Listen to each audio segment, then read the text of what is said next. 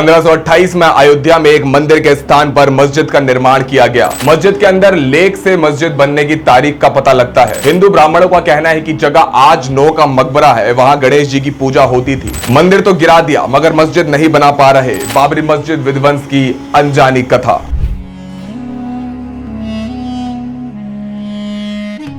नमस्कार, मैं हूं आपके साथ मिहिर जैन और आज मेरे साथ है उमर अंसारी। दोस्तों, सालों से हिंदुस्तान की विविधताएं हमारा एक गौरव रही हैं, जिसने न केवल पड़ोसी देशों को बल्कि सारी दुनिया को खुद से मुतासिर किया हमने। लेकिन यही विविधताएं कभी कभी हमारे खातिर काफी घातक भी साबित होती हैं, जब इन विविधताओं का इस्तेमाल किया जाता है राजनीति में। भारत में पिछले 100 सालों से एक मुद्दा जनता के बीच अटका हुआ है और यह मुद्दा है मंदिर मस्जिद का, जिसमें हिंदू पक्ष लगातार ये कहता आया है कि राम जन्मभूमि मर्यादा पुरुषोत्तम प्रभु श्री राम का जन्म स्थान है, तो वही मुस्लिम समुदाय इस बात की मुखालफत करते रहे हैं। यही कहते रहे हैं कि यहाँ सालों पुरानी बाबरी मस्जिद मौजूद रही है, जिसे 6 दिसंबर 1992 को कार सेवकों ने भाले और फावड़े मार मार के धराशायी कर दिया था। दोस्तों, सनातन धर्म के ऐतिहासिक पुराणों के मुताबिक राम के काल में भारत की एकता का आभास तब होता है जब हम राम राज्य के बारे में पढ़ते हैं। पश्चिम क्षेत्र यानी कि वेस्टर्न इंडिया का राज्य भरत के पुत्र तक्ष और पुष्कल को सौंपा गया था।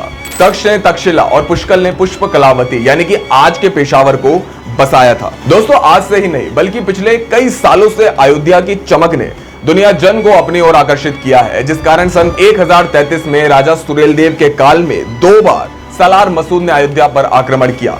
इसके बाद बाबर के समय 4, हुमायूं के समय 10, अकबर के समय 20, औरंगजेब के समय 30, मयाब सादत अली के समय 5, नसीरुद्दीन हैदर के समय 3, वाजिद अली शाह के समय 2 और अंग्रेजों के समय यहाँ 2 युद्ध हुए। 1194 में मोइजुद्दीन बिन सैम यानी कि शिवाबुद्दीन गौरी ने अवध पर आक्रमण कर जीत हासिल की थी।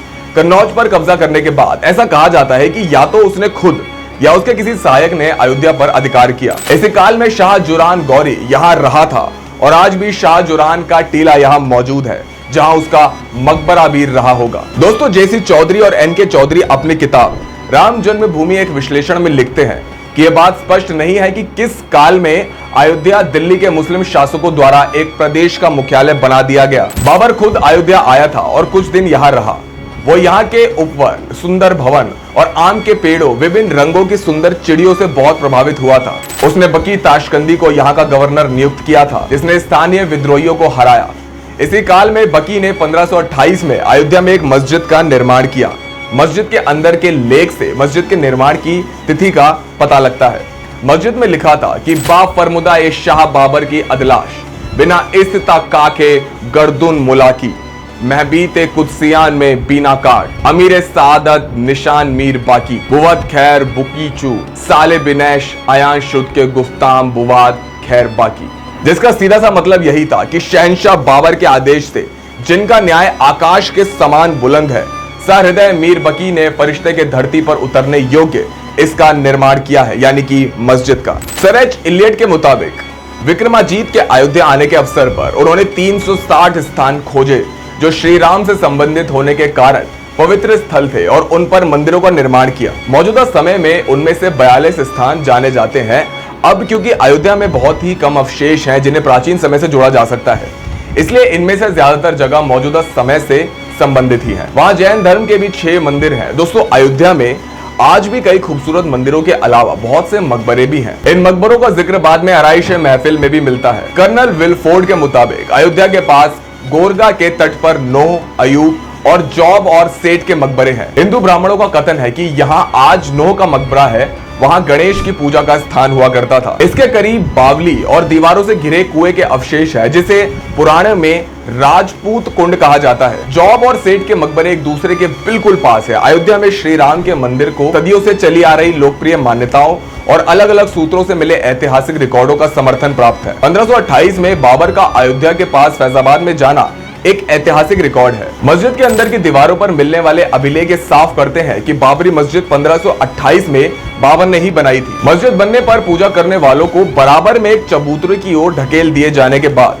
राम पूजा आखिरी वक्त तक चली आ रही थी। 1822 में फैजाबाद के विधि न्यायालय के एक अधिकारी हफीजुल्लाह ने एक बयान न्यायालय में पेश किया था। सम्राट बाबर द्वारा संस्थापित मस्जिद राजा दशरथ के पुत्र राम के जन्म स्थान पर तथा उनकी पत्नी सीता की रसोई के पास स्थित है। हफीजुल्लाह के मुताबिक तुज़ूक बाबरी में एक स्थान पर बाबर ने लिखा था कि मीर वाकी ने बाबर को एक खत भेजा जिसमें लिखा था कि अयोध्या के राम जन्मभूमि मंदिर को मिस्मार करके जो मस्जिद तामीर की जा रही है उसकी दीवारें शाम को अपने आप गिर जाती हैं।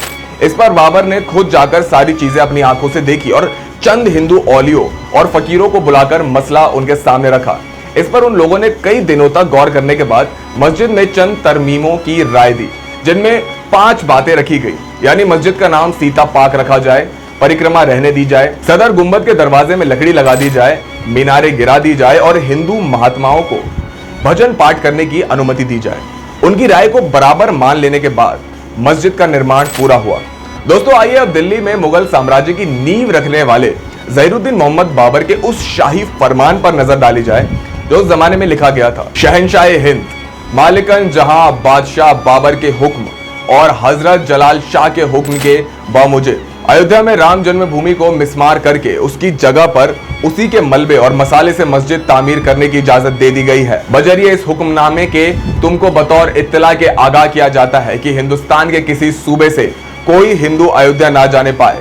जिस शख्स पर शुबा हो कि वो वहां जाना चाहता है उसे फौरन गिरफ्तार करके दाखिले जिंदा कर दिया जाए, हुक्म को सख्ती से तामील किया जाए। इसी से जुड़ा भारत की आजादी और 1857 में हुए गदर से जुड़ा भी एक मशहूर किस्सा है। अमीर अली ने अयोध्या और फैजाबाद के सभी मुसलमानों को एकत्र करके एक उद्घोष किया कि हम सभी मुसलमान विदेशियों के वंशज नहीं, हम भारतीय हैं। हिंदू और मुसलमान भाई भाई हैं, मजहब अलग होने से क्या होता है। आज भी भाई भाई के समान कंधे से कंधा मिलाकर अंग्रेजों को अपनी मातृभूमि से खदेड़ने की कोशिश कर रहे हैं हिंदू मुसलमान। हमने मिलकर तलवार उठाई है और कामयाबी हासिल की है। राम जन्मभूमि हिंदुओं का श्रद्धा स्थान है। हम सब स्वेच्छा से उसे हिंदुओं को वापस कर 329 वर्ष पहले की गई भूल को दुरुस्त करें। इसके बाद मुसलमानों ने सर्वसम्मति से क्रांति नेता अमीर अली के प्रस्ताव पर अपनी सहमति प्रदान की थी, मगर दुर्भाग्य से सन 1858 तक भारत का पहला स्वतंत्रता संग्राम असफल हो गया। इसके बाद 1857 के स्वतंत्रता संग्राम के नेता अमीर अली के प्रस्ताव पर अंग्रेज बुरी तरह घबरा गए थे। उनके मन की स्थिति कैसी थी इसका अनुमान हम कर्नल मार्टिन की इस रिपोर्ट से आसानी से लगा सकते हैं।